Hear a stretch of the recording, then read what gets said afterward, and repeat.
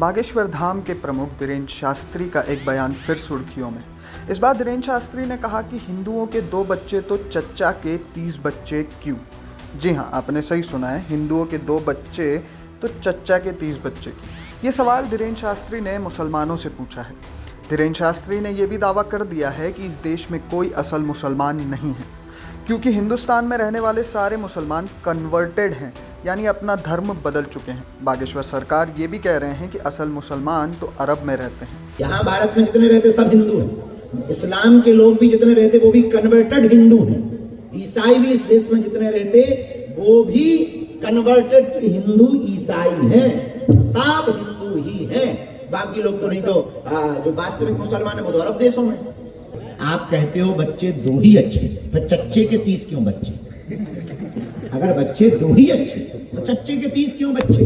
तो हम यही प्रार्थना करेंगे कि उनके भी 2 ही बच्चे हों, वरना हिंदुओं से भी कहेंगे कि अगर उनके 12 तो अपने 14। जाहिर है धीरेन्द्र शास्त्री के इस बयान ने फिर सियासत में गर्माहट ला दी है। कांग्रेस नेता अब धीरेन्द्र शास्त्री को नसीहत दे रहे हैं। सुनिए जरा, कांग्रेस प्रवक्ता स्वदेश शर्मा धीरेन्द्र शास्त्री को क्या सुझाव दे रहे हैं। पंडित धीरेन्द्र कृष्ण शास्त्री बागेश्वर धाम के पुजारी ही नहीं बड़े उनके उपासक भी हैं, और हम सनातनी लोग उनका बड़ा आदर करते हैं क्योंकि वो सनातन का प्रचार प्रसार करते हैं, कथावाचक भी हैं।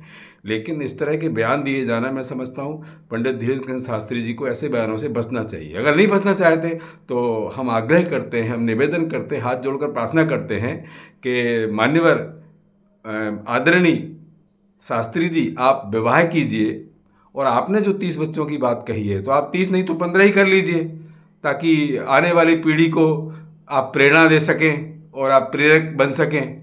मैं समझता हूँ संत महात्माओं को, कथावाचकों को इस तरह के बयानों से बचना चाहिए। अगर नहीं बच सकते हैं तो जो मैंने कहा है वो करके दिखाएं।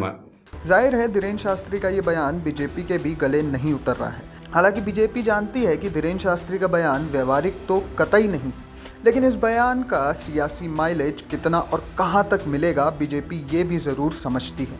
लिहाजा बीजेपी ने ऑफिशियल तौर पर इस बयान को बागेश्वर सरकार का निजी बयान बता दिया है।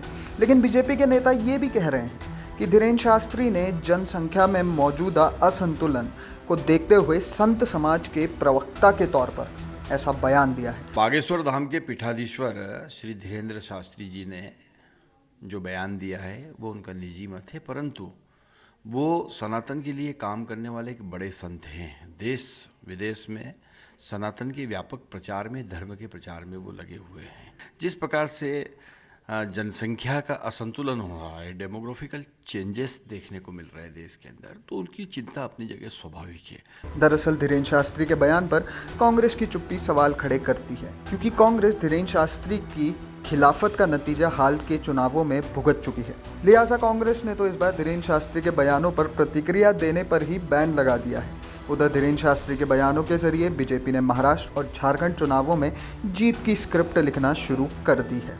धीरेन्द्र शास्त्री लगातार इस तरीके की बातें कर रहे हैं कि हिंदुओं को और ज़्यादा बच्चे पैदा करना चाहिए। इस पूरे मामले पर आपकी क्या राय है? आप हमारे साथ कमेंट बॉक्स में शेयर करना ना भूलें, और अगर वीडियो पसंद आया हो तो इसे भी लाइक और शेयर करना ना भूलें।